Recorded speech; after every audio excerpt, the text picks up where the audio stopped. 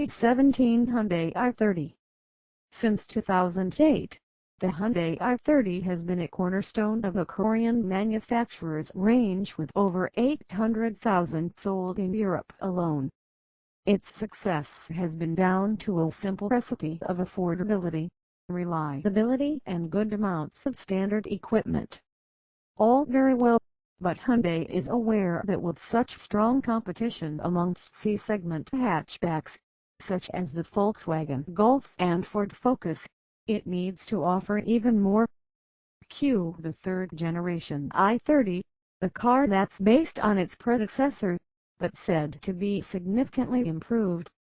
Thanks to a higher concentration of high-strength steel, performance-oriented shock absorbers and 10% faster steering, Hyundai are promising the more dynamic drive without sacrificing ride comfort.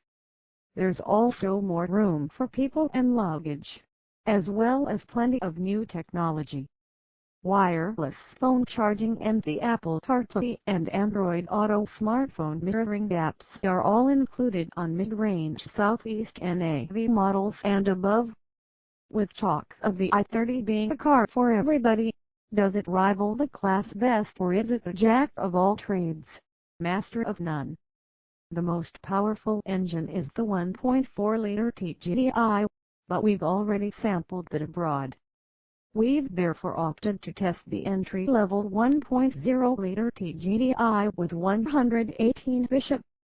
This 3-cylinder turbocharged petrol motor is also found in the nose of the smaller Hyundai i20, where it works pretty well.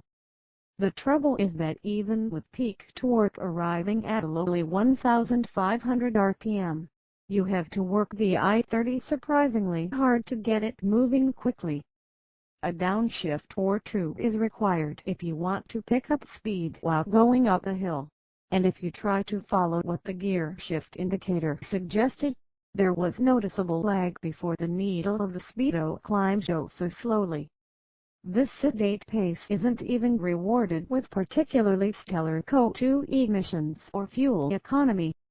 At 115 g/km, the larger Skoda Octavia emits 11 g/km less of CO2 when fitted with its 3-cylinder 1.0-liter petrol TSI engine, yet is more than a second quicker from 0-60 to mph. Even if you don't care about the acceleration times, which you probably shouldn't, it still means the Skoda will be a lot less tiring to drive with 5 passengers and with a boot full of luggage. So, what about the i30's fancy new dampers, stiffer structure and their promise of excitement in the bends? To be honest, we didn't find any. The ride is perfectly agreeable, if maybe a little firmer than before, but not stiff enough to prevent noticeable body roll in corners. Importantly, it never feels agile like the Ford Focus, or even the Vauxhall Astra would. The speed of the i30's steering is nicely judged, although it is a little heavier than some may expect. Sadly, this doesn't translate into any usable feedback when you're pushing on. Overall, it's nice enough to drive, but in no way entertaining.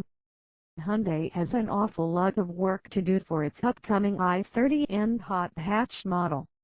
Moving inside, the areas you touch regularly do feel pleasant on your fingertips. There are plenty of soft touch materials along with big, easy-to-press buttons that have a nice action to them. The top 3 trim levels all get an 8.0 in infotainment touchscreen, and although it's not the most graphically rich system out there, it is easy to navigate, quick to respond and easy to connect your devices to.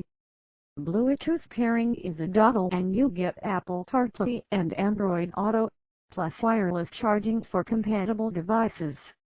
Even the Leaf Basic model gets Bluetooth, a DAB radio and a USB port in the center console. Even more importantly, all get lane departure warning with lane keeping assist, a collision warning system with automatic emergency braking, ABS front and rear parking sensors, plus the usual plethora of airbags. As for the area behind the B-pillars, rear seat space is good enough to rival the Golf and beat the Astro, but not quite as impressive as the Octavia. The i30's boot is bigger than most rivals, although it is again trounced by the spacious Skoda. All that talk of the i30 being a car for everybody should have set alarm bells ringing immediately. In trying to keep every Tom, Dick and Harry happy, you have a car that, while exceedingly competent, has no single area in which it excels. The i30 is a car that drives nicely enough, has a decent amount of space and is pretty cheap for the amount of cut you get. Our issue is that just being nice isn't really enough in such a hotly contested segment. Thank you for watching this video. See you next time. Bye bye.